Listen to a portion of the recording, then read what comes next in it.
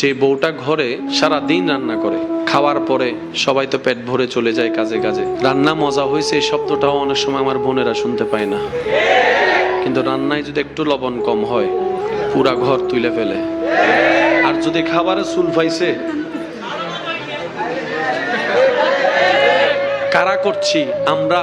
কোন আমরা যারা গত 3 সপ্তাহ 4 সপ্তাহ লাগাতার খেয়েও ভালো খাবার প্রশংসা করি নাই, অথচ সেই আমি যখন রেস্টুরেন্টে যাচ্ছি খাবারেরও প্রশংসা করছি, যিনি এনে দিচ্ছে তাকে আবার কিছু টিপসও দিয়ে দিচ্ছি, আবার সেখানে বসে ফেসবুকে লাইভ করে রিভিউ দিয়ে দিচ্ছি, আবার সেখানে স্টার মার্কও দিয়ে দিচ্ছি, আবার বের হওয়ার সময় বলছি আপনাদের খাবার সেই ইয়াম্মি ইয়াম্মি, অনেক জোশ হয়েছে। আর যিনি ঘরের মধ্যে দিন রাতের ঘুম হারাম করে সকালবেলা উঠে যিনি রান্না করছেন, ওনার প্রশংসাটা আমাদের মুখ থেকে বের হয় না। আল্লাহ আমাদেরকে একটু বুঝার তৌফিক দান করুক। আমিন।